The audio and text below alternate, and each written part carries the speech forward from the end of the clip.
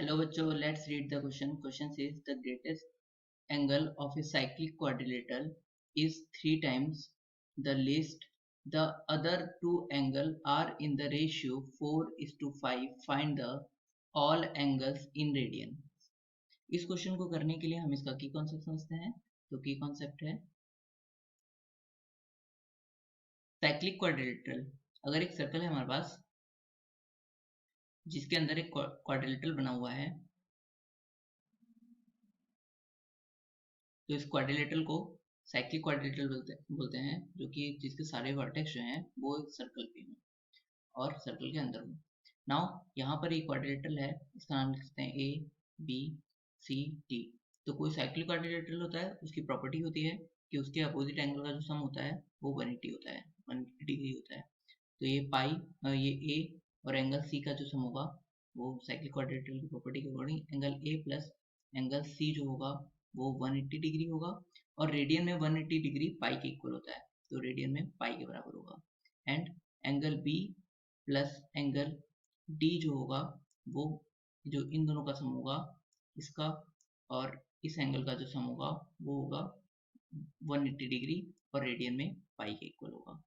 Now हमें इस question में कह रहा है कि जो ग्रेटेस्ट एंगल है साइक्लिक क्वाड्रिलेटरल का वो 3 टाइम्स है लीस्ट एंगल से साइक्लिक क्वाड्रिलेटरल में.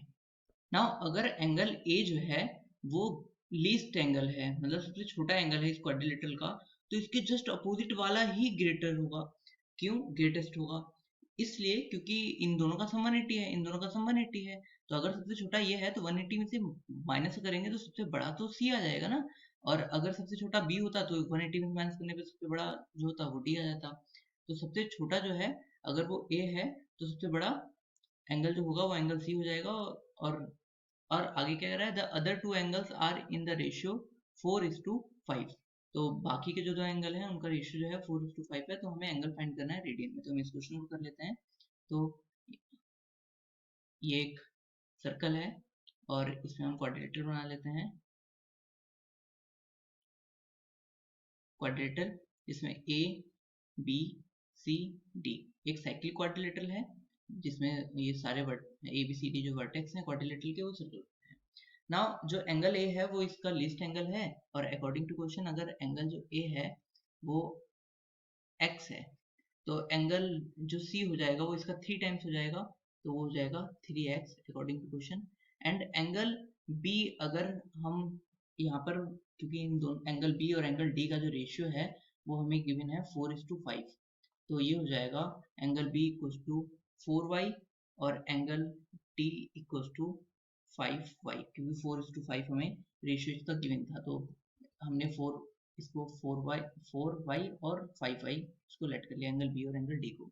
नाउ अकॉर्डिंग टू क्वेश्चन क्या होगा, अगर ये साइक्लिक क्वाड्रिलेटरल है then angle A plus angle c equals to pi होगा, क्योंकि हमें रेडियन में निकालना है तो पाई होगा. तो यहाँ पर एंगल जो ए की वैल्यू है वो गिवन है x प्लस एंगल सी जो है वो 3x है, तो इक्वल्स टू पाई हो जाएगा. यहाँ पे क्या हो जाएगा 4x इक्वल्स टू पाई और यहाँ पे x equals to pi upon 4 आ गया. एंड और हमें क्या पता है, और हमें पता है जो angle B plus angle D का जो सम है वो पाई आएगा. तो वो एंगल बी जो है वो 4y है प्लस 5y इक्वल्स टू पाई. तो यहाँ से 9y इक्वल्स टू पाई हो जाएगा और यहाँ से y इक्वल्स टू आ जाएगा पाई अपॉन 9. अब नाउ हमें x और y की वैल्यू पता है, तो यहाँ पर एंगल जो a हो जाएगा वो एंगल a, तो x हमने लेट किया था तो ये हो जाएगा x की वैल्यू आई है पाई अपॉन 4, तो एंगल a जो आया वो आया पाई अपॉन 4. और एंगल c कितना आ जाएगा, यहाँ से एंगल c जो हो जाएगा वो 3 पाई अपॉन 4 हो जाएगा. एंगल b है यहाँ पर वो हो जाएगा क्योंकि y की वैल्यू पाई अपॉन 9 है तो ये हो जाएगा 4 पाई अपॉन 9. और एंगल जो d है हो जाएगा वो यहाँ पे हो जाएगा 5 पाई अपॉन 9. तो हमें इन सभी की वैल्यू रेडियन में पूछ रहा था. Final answer is first angle हो गया पाई अपॉन 4, सेकेंड एंगल हो गया 3 पाई अपॉन 4 एंड थर्ड एंगल हो गया 4 pi upon 9 and fourth angle हो गया 5 pi upon 9. Hope you understood it well. Best of luck. Thank you.